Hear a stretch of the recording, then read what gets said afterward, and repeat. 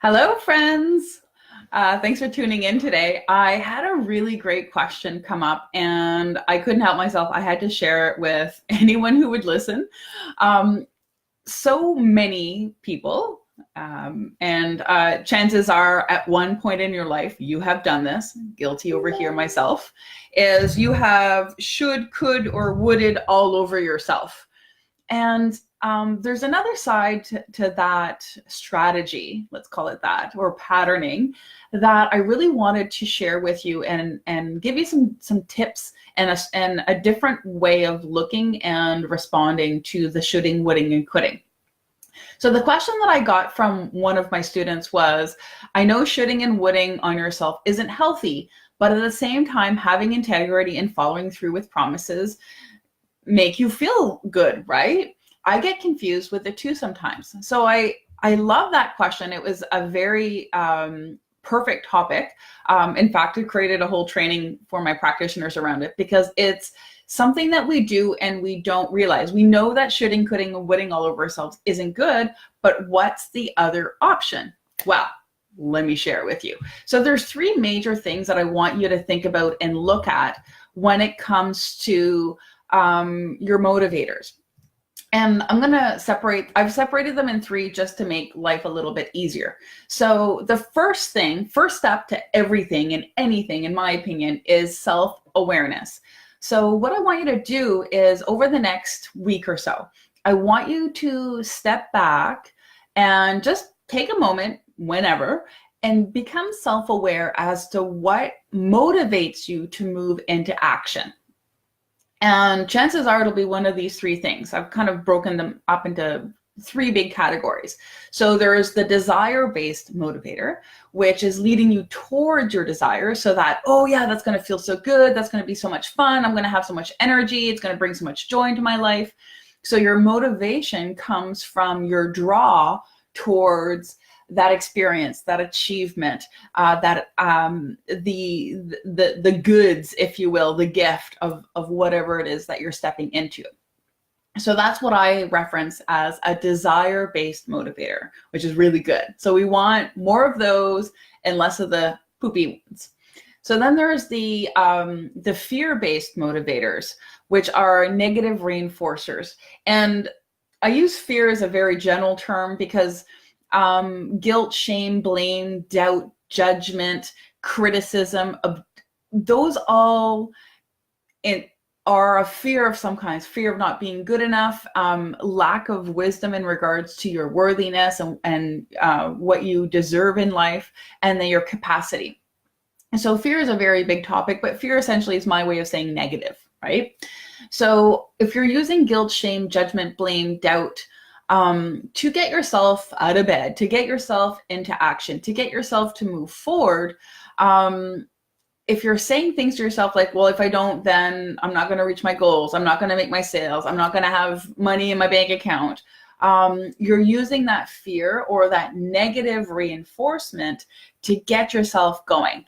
I used to be the biggest procrastinator ever. And I swear to God, I pretty much almost had this on my resume. It was like, works well under pressure. It was like, I would almost share that in every interview. And this was a delusion that I had or it was actually, it's not a delusion, it was a reality, but it was a delusion that it was necessary for me to need pressure in order for me to do well, to work hard, and to develop grace. And what I've discovered is that there are different types of motivators, and waiting till the last minute till you're totally stressed out, so then you have no more choice, so then you kind of just override your fear because the fear of not getting it done or the fear of failure is stronger than your fear of not being perfect or the fear of putting yourself out there. So then you're essentially pitting one fear over another. So those fear-based motivators, procrastination, guilt, shame, blame, loss, are sure, they're going to get you into action, but what is the cost? And the cost is the degradation to your self-perspective, your self-worth, your self-recognition, your self-love. Now, the third motivator that I want to talk about is blocks as a motivator. And I had this one too, and I've been releasing it in all aspects of my life wherever I can come across it, is the, oh, you can't do that, I'll show you motivator. So blocks as a motivator, where you'll get a deterrence to catalyze change and growth. So one perfect example is someone tells you you can't do something, and that was one of my favorites, is like, oh yeah, I'll show you. And then you pull that motivation, that inspiration, and that dedication out of your little handbag, and you pound through whatever it is that they said that you can't do. So when you use that deterrence to catalyst growth, what happens is you're using a negative experience, you're using people challenging you, people objecting you, people having a lack of belief in you to catalyze and motivate yourself to move forward. So then whenever you want to move forward again, you find somebody to object with you. You find somebody that's going to criticize you. You're going to find somebody to talk down to you. And that creates a pattern itself. So the three main motivators that I want you to be aware of this week is desire-based motivators, which lead you towards your desires. So you're moving into action because of the joy, the energy, the fun, or whatever it is that that thing will lead you to. That even the feeling of empowerment, of completion, of satisfaction, of fulfillment. The other one I want you to look out for is the fear-based motivator, or the negative reinforcement, right? If you're guilting, shaming, blaming, judging, fearful, fear of loss, fear of what will happen, fear of loss of security, if that's what's moving you into action and overcoming whatever challenges that you might have, that's a negative motivator. And then blocks as motivator. And I see this all the time, and I used to almost be a little bit proud of it. I'd be like, yeah, I just need somebody to tell me I can't do something, and then watch out, because then I will. So it was almost like a little badge that I would wear. But then what I would create or attract to myself were people that were constantly objecting and putting me down. So some of the things that you'll look at is, and these kind of marry well together, is when you need that block as a motivator, you'll tend to attract people that block you, people that will judge you, people that will criticize you, people that will put you down. And then you'll create almost like an entourage of people that don't believe in you. Sure, there will be a few people that don't fit that model because they don't want to play that game with you. And they're like, hey, no, you're cool, I love you. But what happens is then you attract key people in your life to play the role, to push you and to pressure you and to make you feel guilty and shameful and judgy, make judgy pants. So then that way you move it to action. And we inadvertently attract those experiences because our ultimate goal is to achieve our desires. But we're using a negative or unwanted experience to do that. So little tip for this week, understanding your motivators, desire-based, fear-based, or is it a block as a motivator? Now, I want you to think about why this would be important for you. So here are some of the negative and the unwanted pitfalls of using fear-based motivators or block-based motivators. So it will degrade your self-worth because you're constantly pooping on yourself so that you move into action. That's no fun. You'll degrade your confidence, your self-love, your self-respect, your self-appreciation. It'll increase your adaptation to negative internal and external experiences. Now, let me expand out a little bit what that means. Is if you're used to having people talk down to you all the time, your body, your emotional body, your mental body, your physical body adapts to that reality. So if you're constantly using negative and block-based motivators, you adapt to that reality. So having positive, supportive people in your life will sometimes, if you have too much, it will actually feel uncomfortable because you've adapted to your old way of life. What it also does is it solidifies evidence to struggle. So then that way, if you struggle, you get growth and achievement.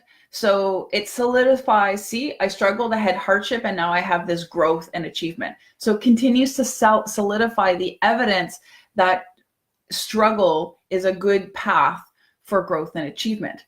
Now, this is always a fun and hot topic for a lot of people. They're like, well, if I don't struggle, how can I grow? Well, that in itself is a belief, right? Let me give you like a really general example. You can learn to love, to expand love, and to feel and be unconditionally loving. You can experience and you can learn how to grow into that space through difficult, challenging relationships, or by having positive, supportive, loving, unconditional relationships. So there's two ways for you to grow and for you to achieve evolution, inspiration, development in your life.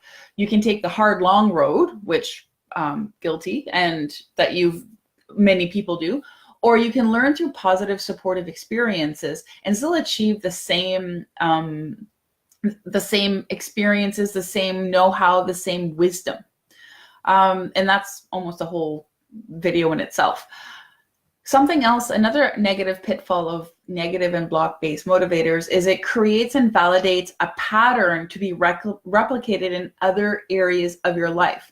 So if you're getting objection in your work life, and then that pushes you to achieve more, which that was my story, then what happens is then you start to create it in your friendships and your relationships with your partner, with your kids, with the school system. It starts to spread through your life because you're like, hey, this is a really great way for me to achieve my goals and move past my comfort zone, you know? So then it creates and it validates a pattern that's negative or block based.